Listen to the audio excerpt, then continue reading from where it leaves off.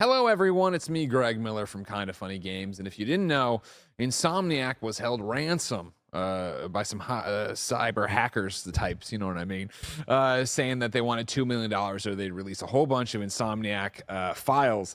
And they did that. Insomniac did not give them the money. The hackers released the files, and now the internet is in flames as all sorts of information about Wolverine, Insomniac, personal data of the developers, and so much more is floating around. This has led to a giant conversation about how this should be handled in reporting video game news. I wanted to come to you and talk to you about how we'll approach it on Kinda Funny Games Daily today. Today, we will not go into the details of this leak. We will instead talk about the human component.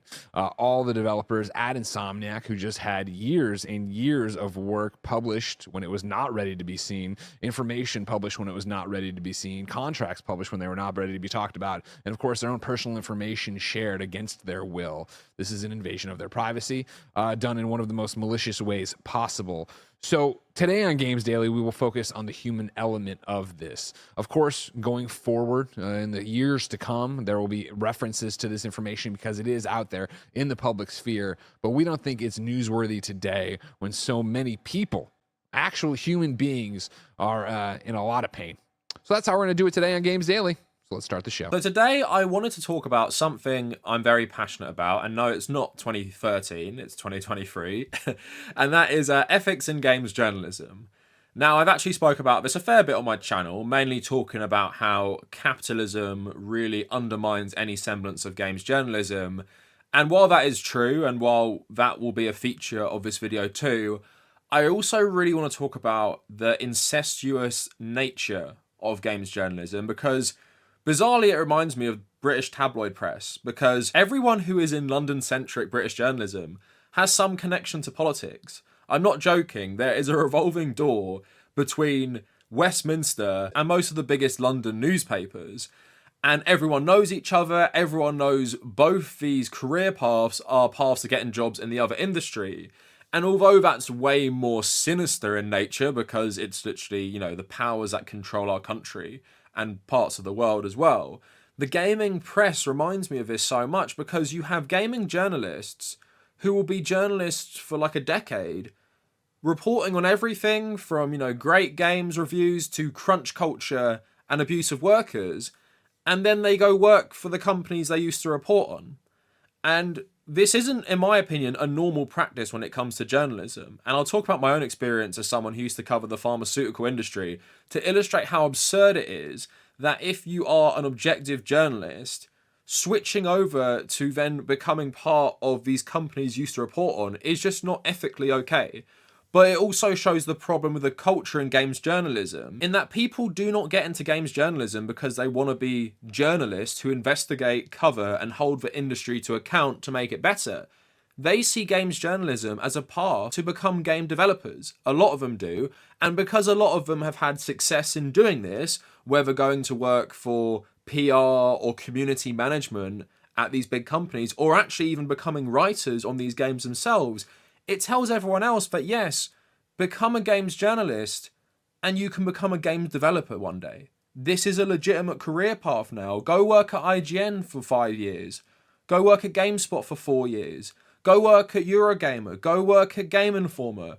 And if you do, then maybe you'll get a job at Bungie. Maybe you'll get a job at Santa Monica Studios. Maybe you'll get a job at EA, WB. Maybe you'll get a job being a writer. And you've always wanted to be a writer, haven't you? You've always wanted to make games because that's why you got into the games industry in the first place. And that's the fundamental problem as well, because I don't feel like this parallel exists with film media. And I feel like the parallel exists in that most film reviewers and film journalists have always wanted to make movies, right?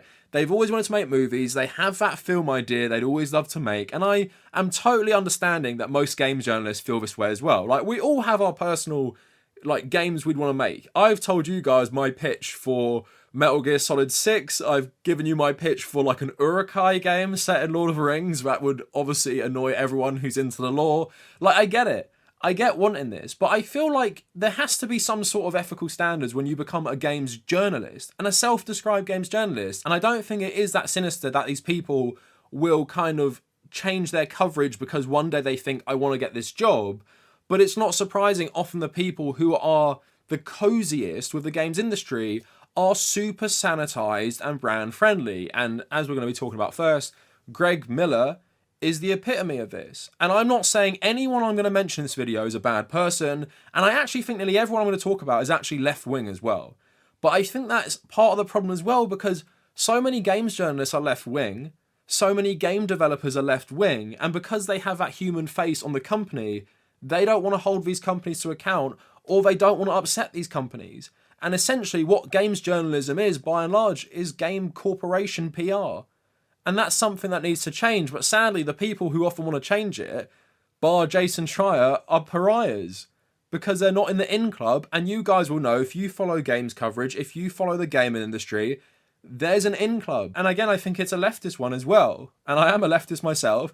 But every prominent, fairly progressive YouTuber, journalist, and maybe camera-facing dev, they all know each other. They're all friends. They all collab together. And there's nothing on the surface wrong with collabing or interviewing people in games development. But as we've seen with the Insomniac Hack, this is the problem. They're refusing to cover this because they like the company and they have friends there. Despite some of the hacked information being game sales, profits, and also Sony pressuring Insomniac to start firing people. Is that not worthy of coverage? Apparently to most of the games media, that is not worthy of coverage. The same types of people who talk about game unions all the time, talk about holding these companies to account, but oh no, when it's Insomniac and Sony, well, let's not even cover it. Let's not cover that Sony pressured Insomniac to fire 70 people recently. Because it's hacked information, right? And of course, I'm not saying cover the majority of the hacked information that pertains to the cast of Wolverine or the plot of Wolverine, or like there's an actual playable build out there as well, apparently as well. Don't talk about that stuff, but it's totally fair game to talk about stuff that affects people that you care about. And because you care about them so much, you're actually not covering this information, which needs to be spread further, because we have to be aware how much of their labor value is being extracted to either make obscene profits or is not actually going into their paycheck. So I'm going to elaborate on all this a bit further. I know I've had a bit of a rant to start with, but I wanted to frame everything. But one little shout I have to do. So my girlfriend wrote an article for Huck magazine, the Gaza break dancing crew helping children escape the trauma of war. And it's basically about this organization that is still going in Gaza, which runs these dancing groups, and obviously in an unimaginable situation right now. So I'm just shouting out the article that my girlfriend Holly wrote, and also just shouting out the GoFundMe so you can help this organization continue. Again, something that most people on my channel will be passionate about. Please go read the article. Please go check out the GoFundMe. See if you can give anything. And just read about this amazing story of these like absolute heroes who are just, you know, still keeping these kids' spirits up despite just the most awful shit that is happening to them right now. Let's get into the recent drama, whatever. Basically, Insomniac was hacked. About 1.6 terabytes of data was leaked. Like I said, lots of things in there. Sadly, loads of employees' personal information. I saw reports there's like even passport details, loads of stuff like that. Terrible. No one should be reporting on that in the gaming press. You shouldn't obviously be doxing people thinking it's part of your journalism job, right?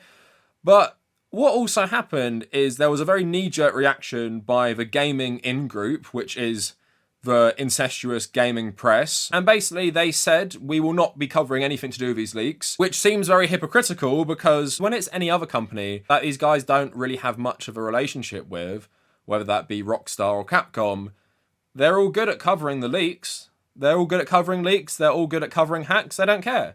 Even though it was very similar circumstances offered of people's personal info getting leaked, they didn't mind. But Greg Miller, the most brand-friendly corporate face of games journalism, or I guess former games journalism, does he even call himself a journalist? He's a podcast host, but he does loads of corporate stuff for different companies. So he posted this video, which is so stupid in my opinion. Like, he's basically making it so hard for actual journalists to do their job because he's making this post about being holier than thou that the moral stance is to not talk about this. So he tweets, This Insomniac leak is an invasion of privacy done on a massive scale. That's why today we will not be reporting on the details of the leak. Instead, we'll discuss how this affects the people working on your favourite games. So lots of people in the comments were pointing out Greg's hypocrisy in that he had covered other leaks. So what's the difference here? Like I said, the difference is there is this blob in games journalism and game development which crosses over, in that a lot of it is in LA. A lot of these people have connections in both industries. Because it's Insomniac and good guy Sony, then they're running PR for them. They're not covering it because how could you? How could you? Because there's a lot of bad stuff there. But let's just ignore everything. I don't think you should ignore everything. And that's why it's just so frustrating to see this, because he's making other people who actually cover it seem like they're evil. And only moral Greg Miller, the arbiter of what you should cover, we should all listen to this guy. The guy who gets all these corporate gigs, the guy who gets loads of people in the games industry on his side. But because these people cannot differentiate between the industry and the press, because there is no difference between them in this industry. That's why it's so bad. That's why there is no gaming press. Because this guy worked at IGN for years, has a successful podcast, which people would call them games journalists. I certainly would. But then they do stuff like this. And why it was even more disappointing is that I respect this guy a lot. Tamor Hussein, who's the managing editor of GameSpot, he's been great on Palestine, great at changing the conversation on Palestine in the games press. You know, I don't particularly like Greg Miller, but I don't hate, people like Tamor. There's other people I'm going to mention that I don't hate at all. I respect a lot. I actually enjoy a lot of their content. But even he writes something like this. Really feel for the Insomniac crew, not just because it's putting all their work out there, but also their lives. That's totally fair. It's awful. This isn't a leak. It's a malicious breach that endangers people. Won't be covering the contents of it on GameSpot. But again, like, what are you doing here? Your GameSpot, like the second biggest game, like, news outlet, and you're saying you're not going to cover it. But like I said, and as we're going to get into ourselves, there's plenty of stuff in there that not only should be covered, but it's needed to be covered if you claim to care about game devs, game unions, workers' rights, because you have to get into the information which is rarely released to the public, including stuff, like I said, about Sony wanting to fire people from your beloved Insomniac. But it's because it's Insomniac. If this was Activision Blizzard, people wouldn't really care because it's run by a terrible guy, and it used to be run by people who ran the CIA and the Bush administration, and they're not your pals. Because it's Insomniac and they're your friends, then you can't cover it, but that doesn't matter. This is not the way journalism should work, gaming or otherwise. And I'll give you guys just a little story from my past. I used to do gaming journalism in a very amateur way at university, right? And Ubisoft kindly one time sent me a copy of Rainbow Six Siege. I gave it a 2 out of 10, said it was unfinished, and said no one should pay full price for this. And yeah, they never gave me another copy of anything again. That was in my first year of doing it. I eventually became the gaming editor and never got another Ubisoft game again. They want you to be PR for them. I said this was like a cash grab because this is the first time it was released, by the way, Rainbow Six Siege. I know people like that game now. But there was nothing to it. And coming off the old Rainbow Six games, like Vegas 2, which I like, I was like, there's no content in this thing. Like, it should be free to play, right? Fast forward a couple more years, I am a journalist working in the pharmaceutical industry, like business industry, kind of like games, right? And so I totally understand the relationship between journalism and PR, and how, PRs from Merck or Pfizer, they'll send me stuff to cover. Here is our new clinical trial data. Here's our new drug. Would you like to cover this? And yeah, sometimes you would cover it because it's massive industry news. They send you it. I mean, if you're a good journalist, you don't just post the PR notes basically unchanged, but in all industries people just do that. So that would happen. I'd interview people who work for pharmaceutical companies. I interviewed people who made things like COVID vaccines. This is just when COVID was starting. So I understand the relationship between the press and the industry. But the difference is when I'm reporting on all the terrible stuff these corporations are doing, pharmaceutical corporations, I think everyone can clearly see if I then went to work for one, it would be compromising any ethics I had as a journalist. Because how could I go work for these corporations, which I'm meant to take an objective stance towards, and I report all the terrible stuff they do, right? And I know pharmaceutical companies are far worse than most gaming corporations, but at the same time, it's not like these gaming corporations, their hands are clean. Like, we've heard about the terrible crunch culture at most of them. Terrible abusive culture, sexist culture, misogynistic culture. how anti-LGBT they often are, right? We understand that, right? Although these people don't stay journalists while doing this, at the same time, can you not see how that should be pretty unthinkable? The same way where I'm sure there are people who are journalists covering the pharmaceutical industry that might go work for a pharmaceutical company, right? I'm not saying that never happens, but it's not that common. It's not that common because they realise the business press, even though it is tied up with the business itself, isn't essentially just there to be PR and is not going to either favourably cover stuff or is not going to like not cover stuff, or journalists going to take a certain tone to get into the industry eventually. And like I said, I'm not saying everyone does this in the gaming industry, but there's certain cases where I've been reading people's articles. I'm like, what are you even writing here about this company? It's a corporation at the end of the day.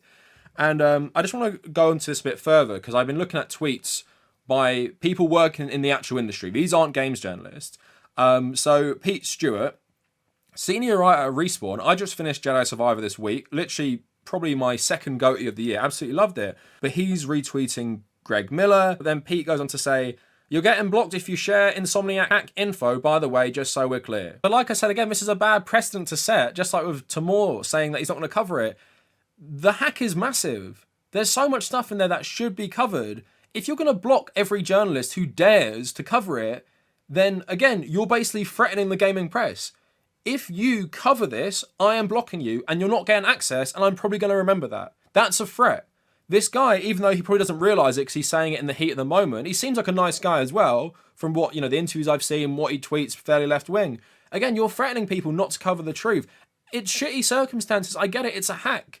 It's not a leak, it's a hack. But there's stuff that should be covered in there, and you shouldn't be threatening people. And I get that a lot of people are going to be covering the stuff that maybe you think shouldn't be covered, but there are going to be people like myself who are covering the stuff that should be covered, and you're painting them all with one brush in tweets like this. Another guy, senior director of PR at Bethesda, he writes, just my personal opinion, media that publish details emerging from a criminal act are participating in and profiting from said criminal act. So according to this guy, senior PR at Bethesda, one of the biggest studios in the entire world, he's saying, if I talk about the profits made by Insomniac releasing the hack and Sony pressuring them to fire people, I'm complicit in criminal behaviour. These are the people that games journalists both have to appeal to get access to the games, right? People like this. Again, this is not how an industry should work. You shouldn't have people like this basically threatening games journalists saying, don't cover this, or you want your PR relationship with Bethesda to go away forever. They know access is so important to these outlets. They know they can hold it over people's heads. Again, not okay to be doing this. It was liked by someone else who was a community manager at Bethesda. Some guy tweeted, if you're sharing the leaks, expect your relationships with companies and brands to go away. Personally, I'm going to make a list of and block folks who share them. I don't even know what this guy is. He used to work at Square and 505. And this guy tweets, me too, I'm keeping tally and adding to the blacklist. He's a senior manager community at Gameloft, which is a massive mobile publisher. It's totally clear how some game devs and games PR view journalists. You're just an extension of our PR. This is why the leaks, especially the leaked game releases and stuff, they're so mad about that as well. Like Wolverine, Venom, the new Spider-Man or something like that. They're so mad because they want games journalists to be part of the hype train. Because unlike maybe other industries, like Star Wars and Marvel give you like a 10-year outline of what they're doing, games like to hide stuff to generate hype so they can release it at like an E3 press conference, and they want the game journalists to be on board with that. They want them to play along so they can be part of this marketing machine when they finally do announce it to the world. People not going to buy the Venom game because now they know it's coming out? Can people not report on the release schedule? Are you going to hold this over their head? But again, like I said, there's lots of stuff in there which should be reported. And think about everything all these people have just said, from the developers to the journalists. And think of these two stories. They're saying you shouldn't cover this. So leak reveals full sales history for Insomniac Games by Mustafa Mahmood, and he just posts a link to some of the leaks. So then you have all the revenue. You have the profits for like Miles Morales, 104 million, with a cost of 150 million. You have stuff like the Spider-Man Remastered. You have Ratchet and Clank, which lost money. You have Spider-Man 2, which is making a decent profit at the moment. Total revenue at the moment is $390 million, and the cost was $315 million. And they got some estimates for what Spider-Man 3 and Wolverine will have. But how's that not relevant, right? We're seeing here that the latest Spider-Man game has sold 10.5 million, made $390 million and cost $350 million. That's important. And for a games press that is more interested in reporting the facts and the state of the industry and the obscene revenue, or even sometimes revenues that are smaller than you'd think, they'd rather be buddy-buddy with Insomniac, talk about standing with developers, hide, basically, and act like everything in the hack was something you can't talk about, because they want to keep up their PR relationship with Insomniac. But at the same time, like, do you not think it's important to see the sales figures of this? Because what we're seeing here, we're seeing stuff like, obviously, how much profit is made. And to someone like me, a lot of profit is stolen wages. We're talking about how terribly developers are treated. You know, with Miles Morales making a profit of 104 million, is that not worth talking about at all? And then also seeing how like expensive games are. That's important. Like, I didn't realize the latest Spider-Man game cost $315 million to make, which is like more than most movies now. Like, that's so insane, right?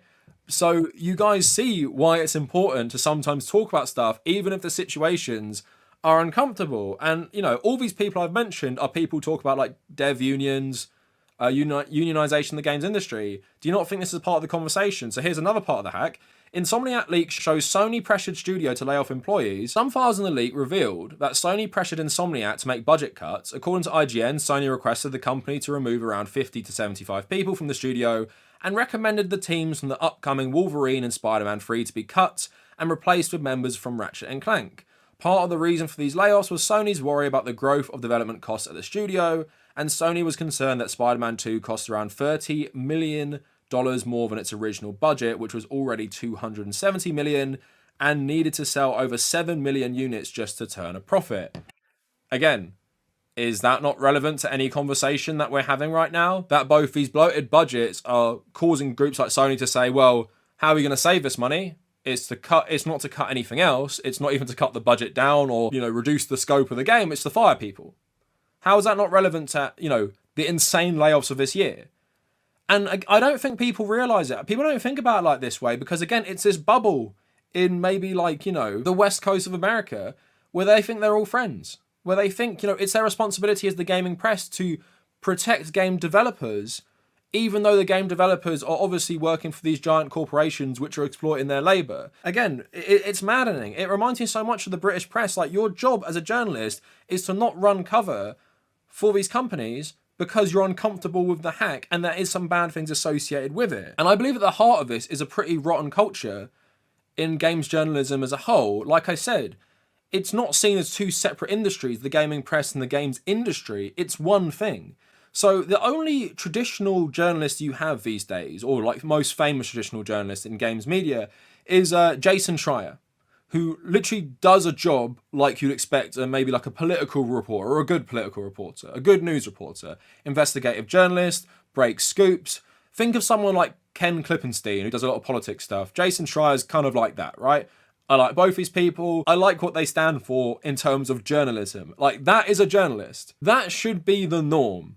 More people like Jason Schreier, but sadly, as we're going to get onto, even though this isn't like insanely common, there are more people who go from games journalism into actual game development. Again, I don't think it's something that should really exist. I don't think there should be a pathway from games journalism to game development. There's probably like way more, but these are people I like and follow. And again, we're trying to have a nuanced conversation. I like all these people. I followed their careers for a long, long time. I'm not trying to drum up hate against them. I'm trying to point out the normalization of this, where it is seen as a totally acceptable thing to just jump from being a reporter at GameSpot or IGN and going to work for one of these corporations. So I think this is the best example, along with Jonathan Dornbush, of, you know, the worst examples of this. So Mitch seems like a really nice guy. If you go onto his profile, although he is retweeting the annoying stuff about games journalists basically being games PR, he's tweeting a lot about Palestine. Like, I respect him for doing that. I never thought he was a bad guy when he worked for IGN, but, you know, it says here, advanced writer at WB Games, Montreal. And if we go onto his LinkedIn quick, because I wanted to see how these people kind of describe their own careers, just because I was curious if they think they're games journalists in the first place. So if we go to Mitch, we go down a bit, and he has editor IGN, and how he describes his job from 2011 to 2016, Wrote and edited original news, previews, reviews, features, essays, The Daily Fix, IGN News, interviewed game devs, filmmakers, actors, and other creatives, organised global event coverage, and managed a worldwide freelance staff, and worked as on-camera talent. And then he goes to work for EA straight after that. Then he now works for WB Games. Like I said at the start, I totally sympathise with someone like Mitch going from games journalism to game development, and he's going in as a writer. And for a lot of people who write, yeah, they do love doing journalism, but ultimately they want to be creative. And I totally understand that. Like I said, we all have this idea of a game we'd love to make or a game we'd love to write for. But I'm just thinking about everything he did, like reviews, features, essays, interviewing people. And you feel like if you did like a good enough job as a journalist, like Jason Schreier, these companies wouldn't hire you. And that'd just be the reality, right? They'd be like, well, you gave this guy a hard interview. You wrote this article about us, telling the truth about how EA are like a shitty company, right? We don't like that. We're not going to hire you. Because I'm not saying Mitch can't have this aspiration of working in the games industry, but you feel like if you're working for IGN and you're doing a good job with all the roles he's doing in terms of being, you know, something to hold the industry to account, you're not going to be hired by EA and WB. You're just not. And that's the problem for me, is that Mitch is not like an outlier here. There are several people that I know personally, and I don't even follow games press as much as I used to, who have done this exact thing. And like I said, it reminds me of the British press, where they go into politics, or the reverse. And that's what I'm trying to get at, is that to be a good journalist, you're probably going to piss off people in the industry. They're not going to hire you. Like, I would hope Pfizer or like Merck wouldn't reach out to me with a job opportunity, because I'd be like, well, did you see what I wrote about you? Did you see what I wrote about your company? Like, even if I really wanted to do something in pharmaceuticals, like, again, being a games journalist shouldn't disqualify you from being in game development on merit. I'm sure these people are wonderful writers. It should disqualify you because you've been a good journalist and they don't like you for holding them to account. That's my main point with this stuff. And I want to talk about Jonathan Dornbush, because on his Twitter, he's editorial content manager at Naughty Dog, former PlayStation and features guy, IGN, Black Lives Matter, Trans Lives Matter, he, him. Like, I'm sure politically we'd agree on a lot of things, right? But if I go on his LinkedIn page, and this is the trouble again, like with trouble with Mitch, for me personally, this just shows why the games press is in such a shit state.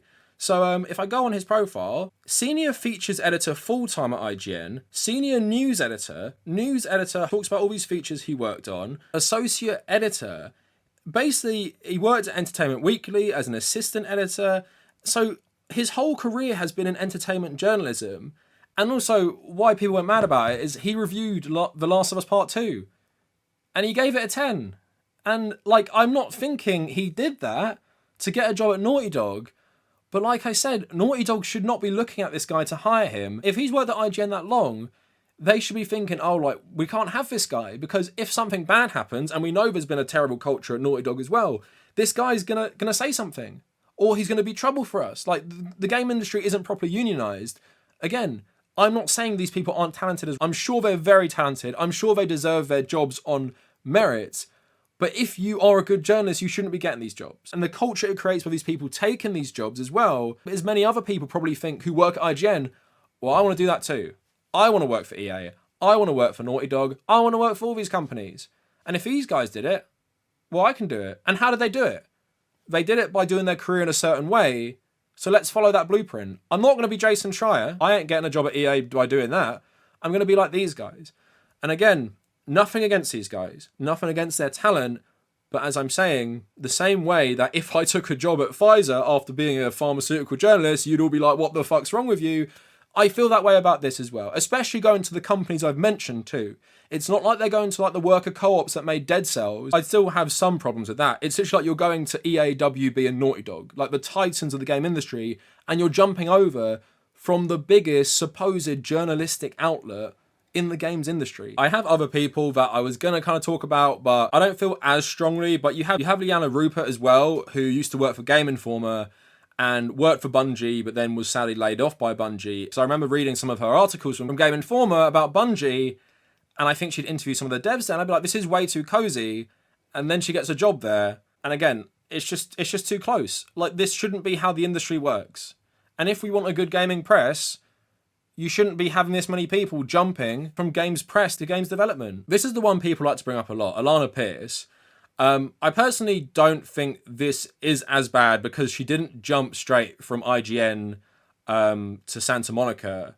So she writes for the company that do God of War. She's obviously been in things like Cyberpunk. I think what she represents is interesting though. It's like a combination of all these worlds. That she's a game developer, she's a gaming YouTuber, and she was a games journalist all together. But why I think that's interesting, not any criticism against her in this instance, but it's interesting that you can be part of all these worlds. And again, I have no problem with her being a YouTuber developer. And you even feel like that people would be okay if she was still a journalist at the same time. Because that's how, like, together the whole industry is. Obviously, there's no criticism here for that because she's not a games journalist anymore. She's, I guess, a gaming commentator who's also a dev. But then you're also in an interesting situation now. Going to move on to this for the ending.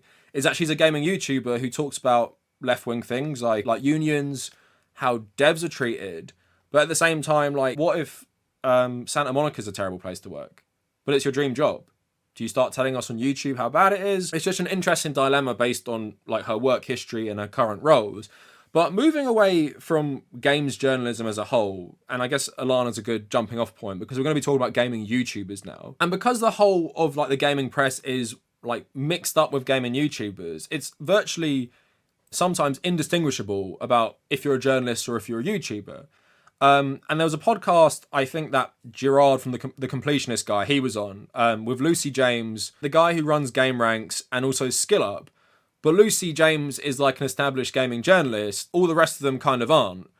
But it's interesting because we watch that and we don't see really any difference between all of them. And then, you know, they'll have Jason Schreier on, but then they'll have Jeff Keighley on. And why I want to bring this up a bit more is I watched this very good video, and I'm not going to play you too much of it because I want you guys to go watch this. By the Kingard, I don't even really know how to say this. And it's called When YouTubers Promoted a Broken Game. And I find this very interesting as well, because to use a little case study first, I think this is a nice compliment to it from the YouTuber side. Back in late 2020, IGN and a couple other outlets agreed to CD Projekt Red's review conditions for Cyberpunk 2077, in that the only version they'd be allowed to play was the PC version. Obviously gave them the specs that they wanted them to run it on. And also, you could not use review footage. You could only use footage they sent you. And IGN also had massive sponsorship deals with CD Projekt Red to promote this game. And promote it did for the whole run-up. And then what happens is IGN gives the game 9 out of 10, obeys the review conditions, but they specify it's just for the PC version. But we all know, once you see that 9 out of 10, most people aren't going to be like, well, that's just for PC. They'll just assume, like most games, well, if it runs for PC, it runs for PS4. And then what happened is people started buying it for PS4, and the people who didn't have PS5s to run the PS4 game on, it was just an absolute mess. It was terrible. So IGN essentially aided CD Projekt Red in essentially a con job for a lot of people, helping them push a version of the game to people that just didn't work because they obeyed the review conditions and put out basically more PR as a game review and reviewed one version because CD Projekt Red knew IGN's audience would take that as just like a review for everything. So like I said, IGN was pushing this game, it reviews it positively, it obeys CD Projekt Red's conditions, and why wouldn't it? Talking about capitalism, it was in their best interest financially to do that, and that's why it did it. What this video is interesting and making me think about a bit more is gaming YouTubers. So it covers two YouTubers I know, The Actman and Angry Joe, who I've made videos on in the past, and the Big Fry TV. Basically what they all did is they took a sponsorship deal to promote Payday 3. And what happened is the developers flew them out, and they all play tested the game under very specific conditions, and then uploaded videos promoting the game essentially, like giving their review and giving, you know, where you can buy this game. And everyone had good things to say, because like with the CD Projekt Red Cyberpunk review, it was under certain conditions. So with the Cyberpunk review, someone plays that under perfect conditions, and it's a good game. You know, I completed Cyberpunk early on my PS5, PS4 version. I thought it was very good. One of my favourite games. So you can imagine why someone would like it. With these guys, they all played Payday 3, liked it, promoted it. But when it was actually released to the public, it just like literally didn't work. Like you couldn't play it because the online was broken. For ages, you couldn't do this. And because Angry Joe and The Actman have criticised so many games as blatant scams, including Cyberpunk, their audience were mad as like, why don't you make a follow-up video to this? Why aren't you making follow-up videos to how Payday 3 is broken, a broken mess? And obviously, the reason they didn't do it is because if they do that, it jeopardizes both their relationship with the dev team of Payday 3, but also puts in jeopardy future sponsorships, because what they will see is, well, we want you to promote our game, but also you're not going to have any loyalty. So if the game goes badly, you're just going to criticize us, or you'll say nice things for the paid thing, and then go back and attack the game later, and everyone will believe your second opinion or whatever, right? But it just shows you how these gaming YouTubers, as much as they like to act as crusaders against the industry, they're just as in bed with the industry as a lot of the gaming journalists and games PR and all that stuff. Because I think the main thing is there isn't any consistent politics or economic analysis, and most people don't have morals. And funnily enough, the smaller creator called Big Fry TV, he actually did make an apology about it, which is fair enough. Like, I really respect that. Where the Atman posted something about it, but ignored a lot of people's concerns, and Angry Joe basically said nothing about it, right? So all of these people not really taking accountability. But that's the thing with ethics in games journalism. These people, these YouTubers, they wouldn't consider themselves journalists, but sometimes they act like journalists. They act like crusaders against the industry, the evil industry. But because their politics are largely, incoherent, and they don't have real principles when it comes to things like anti-capitalism or workers' rights, that's why it's such a mess. And it's same with games journalists in that, Tamor tweeting that stuff that GameSpot won't cover it. But that's selective. The same with Greg Miller covering certain leaks and not others. It's about who's your buddy. Who do you have links with? Who do you maybe want to work for in the future? Who do you want to work with in the future? Which dev do you like best? Do you like Kojima? Do you like Neil Druckmann? Do you like Cory Barlog? Do you like all these people? Well, don't criticize them or they'll never come on your show again. And it's all about access. And it's just client journalism. And it's just really depressing because I see these people cry all the time about how terrible gaming companies are. So why do you go along with their PR? Why are you effectively PR for them if you hate the industry so much? Like the Axeman, Angry Joe. You literally have a reputation for tearing apart the industry, but then you'll do this. So many journalists, you're left-wing, you're for workers' rights, you're for the devs, but then you'll either go work for a terrible corporation after being a journalist for nearly a decade, or you'll start shaming people who actually cover important things from a hack, even though, we know the hack is bad, we know it, hacked really sensitive information, but at the same time, just because some of the devs are getting a bit butthurt about it, doesn't mean you shouldn't cover it. And that's what's just so frustrating, is that how do we have a press that are so left-wing, a gaming press that are so left-wing, that won't apply left-wing principles to anything? And again, I think part of the problem is a lot of the devs are left-wing. So they see themselves all as one thing. Also with the access and the crossover between journalism and development, it just all becomes like a big blob where there is just a crossover. You can be gaming YouTuber, then game developer. You can be gaming journalist, then game developer. You can be gaming journalist, then gaming YouTuber, then game developer. It's all the same thing. There is no difference. Jason Schreier and a handful of other people are like the only people who have ethics and treat it like an actual journalistic job, because the term journalist in terms of games media means fuck all. It really doesn't mean anything. And like I said, a lot of these people are very talented. I like a lot of the people I reference. I watched them growing up. I still watch a couple of them. And I respect what they've done in gaming as well. I respect the causes they've advocated for. I've respected their voice, like Tamor especially. But at the same time, let's have some consistency.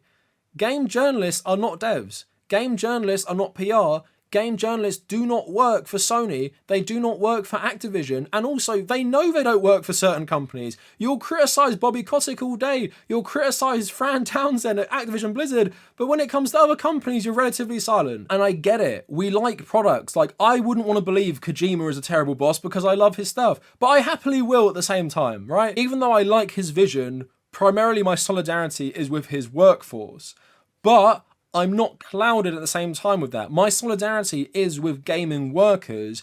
I'm not tricking myself into thinking that means I have a loyalty to the company they work for.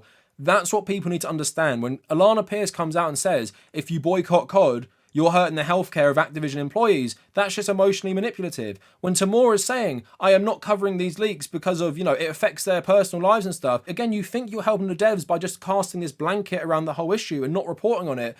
But like I said, it says there very clearly in the hacks that people are being threatened to be laid off by Sony because of the way games are basically structured economically and the profits they either make or don't make, and the expectations upon that.